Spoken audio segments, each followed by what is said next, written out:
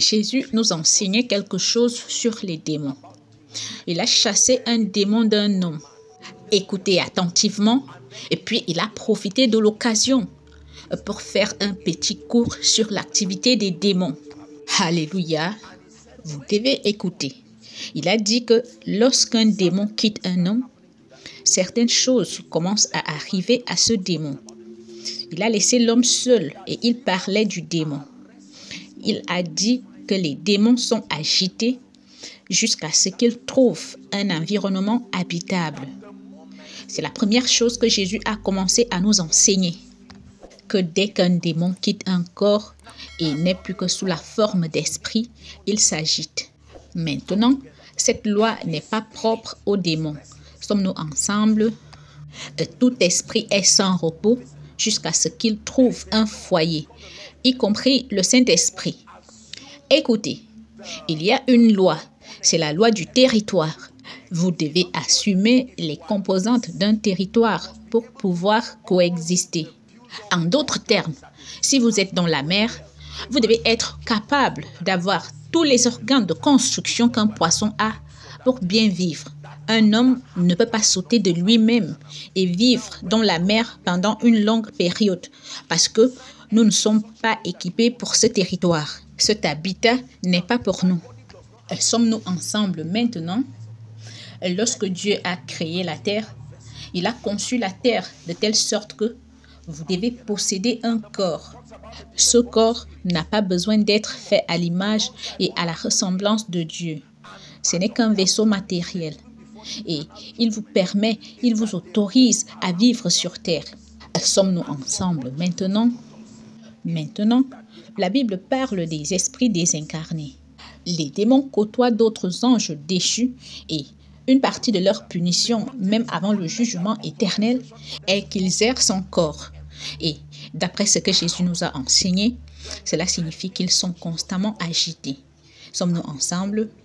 Parce qu'il n'y a pas d'autorisation pour eux de fonctionner dans un environnement. Ils ne peuvent pas. Quand le temps est venu pour Jésus de venir sur terre, il a dû se soumettre à avoir un corps. Nous appelons ce corps Jésus. L'esprit qui était dans ce corps n'était pas Jésus. Cet esprit était la parole. Jésus était un nom que l'on donnait à cet esprit pour l'aider à fonctionner sur terre. Est-ce vrai? C'est pourquoi la clé n'est pas seulement de mentionner J-E-S-U-S. Il y a des gens sur terre qui portent ce nom. Comprenez-vous ce que je veux dire?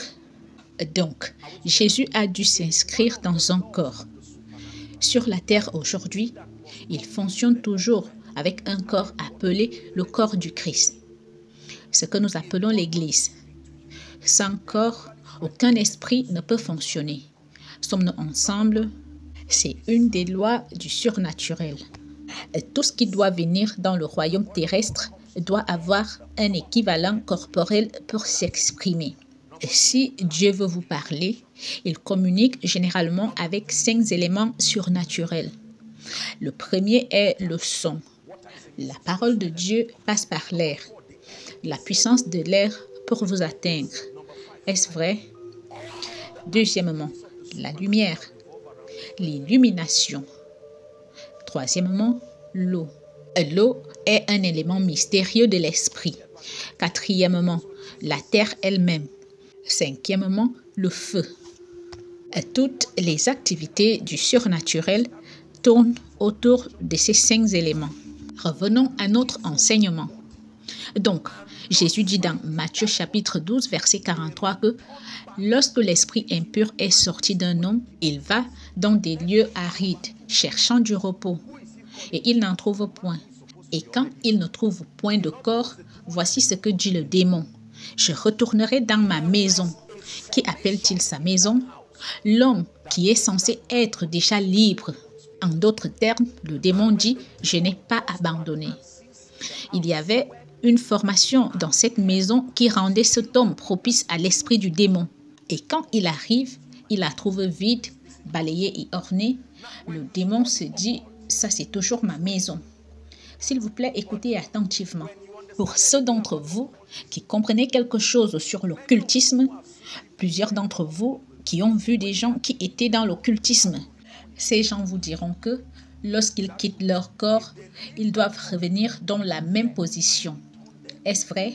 Et s'ils s'allongent sur le côté gauche et que vous les retournez, ils vont errer ça et là dans la pièce et ne pourront plus jamais y entrer. C'est une loi, car cette formation est le moule qui les autorise à partir.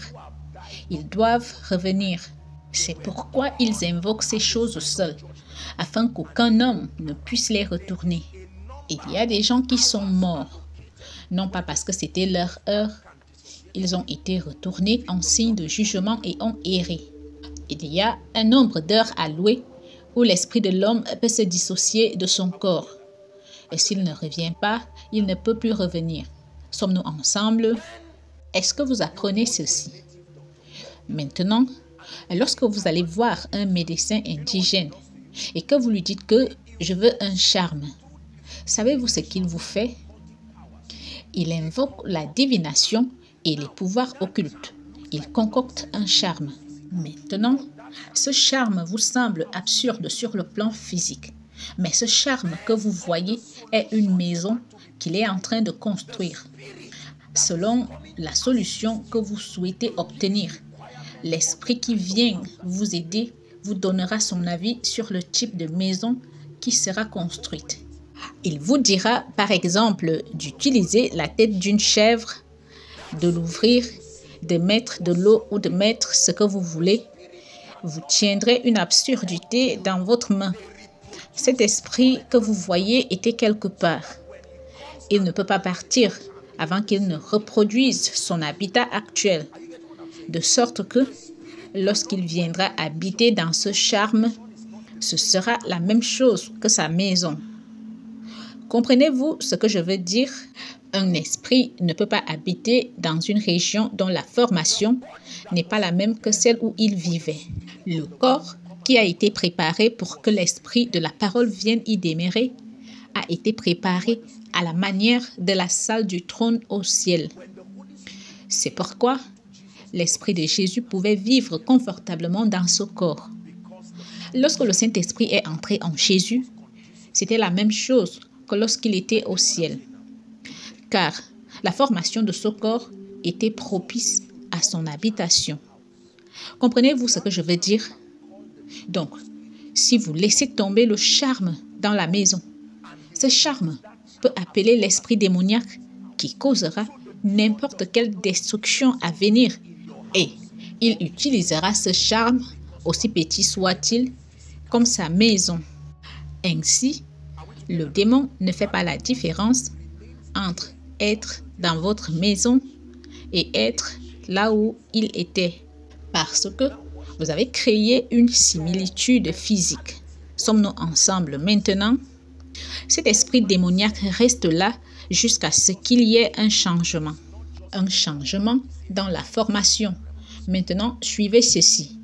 Votre mentalité, ce que vous appelez votre état d'esprit. Votre état d'esprit n'est pas seulement une porte, c'est une maison dans le royaume de l'esprit. Votre perception crée une formation dans le royaume de l'esprit. Cette formation peut attirer l'esprit de Dieu. Cette formation peut attirer les esprits démoniaques. Sommes-nous ensemble maintenant? Les esprits ne viennent pas s'exprimer en les gens et deviennent des forteresses et possèdent des gens juste comme ça. Il y a quelque chose que l'on appelle la loi de la constance. Vous attirez les esprits en maintenant une formation dans cette position pendant longtemps. Laissez-moi vous donner un exemple.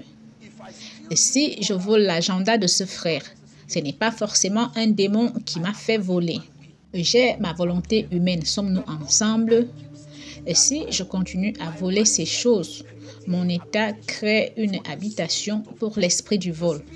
L'esprit du vol découvre que quelque chose sur terre l'attire. Et lorsqu'il arrive, ma constance continue à l'attirer. Un jour, ce type ira voler et saura que quelque chose est entré en lui. Et dès ce jour, il ne pourra plus s'arrêter. Maintenant, Il n'est plus un voleur. Il y a un esprit en lui. Vous ne pouvez plus lui demander d'arrêter de voler. Même si la chose est cachée, l'esprit lui dira où elle se trouve et il la trouvera et la ramassera. Sommes-nous ensemble? Comprenez-vous comment ça marche?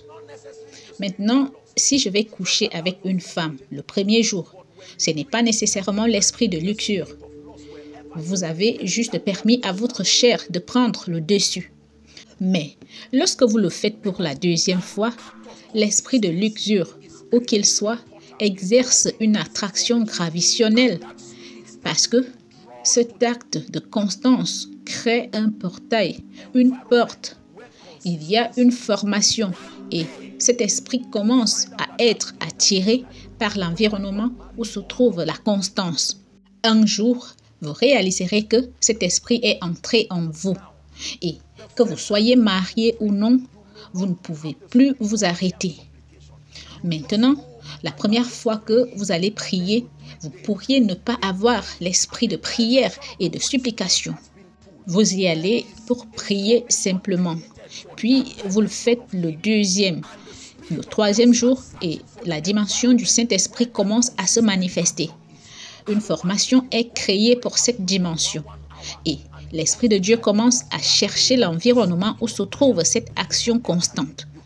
Un jour, vous allez prier comme d'habitude pendant 1 heure et cela dure 5 heures.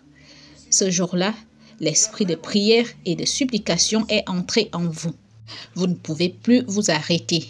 Voyez-vous cela? Le royaume de l'esprit répond. Il n'initie presque pas. Les hommes initient. Dieu nous enseigne-t-il? Donc, votre état d'esprit et votre compréhension. Laissez-moi vous dire, lorsque l'individu moyen atteint l'âge de 10 ans au Nigeria, notre médiocrité et nos pensées erronées ont été suffisamment constantes pour attirer les démons. À l'âge de 10 ans, n'importe qui au Nigeria s'est qualifié pour qu'un esprit démoniaque vienne s'associer à son état d'esprit. Parce que vous avez été trop constant. Et c'est pourquoi nous grandissons avec ce mauvais conditionnement. Ce conditionnement qui nous limite. Sommes-nous ensemble maintenant? Le danger est que c'est devenu une forteresse et non plus un état d'esprit. Et qu'est-ce qu'une forteresse? Une forteresse est un état d'esprit qui a été fortifié par la présence d'esprits démoniaques pour s'assurer que la victime continue à penser dans ce paradigme. C'est cet état qui rend la parole de Dieu sans effet. Sommes-nous ensemble maintenant? Oui. Lorsqu'une mentalité devient une forteresse, c'est qu'un esprit est venu. Un état d'esprit de pauvreté peut devenir une forteresse de pauvreté. Maintenant, vous pouvez donner à cette personne 10 000 naira. Lorsqu'elle les détient, cet esprit doit l'amener à les gaspiller. Cela n'a rien à voir avec le fait d'être une bonne ou une mauvaise personne. Il doit les gaspiller. Il y a une compréhension qu'un homme a et qui devient une forteresse. Même s'il épouse le plus grand ange du monde, il doit l'abattre et l'humilier. Demandez à l'homme pourquoi faites-vous cela. Il répond je ne sais pas. Nous ne sommes pas seulement victimes de nos mentalités ont été renforcées par la présence d'un esprit démoniaque. Nos mentalités sont devenues des maisons. Maintenant, écoutez, vous pouvez être né de nouveau. Ce truc ne s'en ira pas juste par défaut. Ne laissez jamais personne vous tromper. Ça, ce n'est pas de la possession démoniaque. Ils sont confortables pour s'accrocher à votre royaume de l'âme parce que votre état d'esprit crée une habitation pour eux. Si cette délivrance ne s'opère pas, oubliez votre possession. C'est pourquoi la Bible dit que sur la montagne de Sion, 2 choses se produisent. La première, c'est la délivrance. La délivrance ne consiste pas simplement à chasser un démon et à crier. Non. La délivrance est un système dans lequel la parole de Dieu est systématiquement utilisée pour d'abord désengager ces démons de cette porte d'entrée. Ensuite, la deuxième dimension de la délivrance, c'est la reconfiguration, afin qu'il n'y ait plus d'habitation pour eux.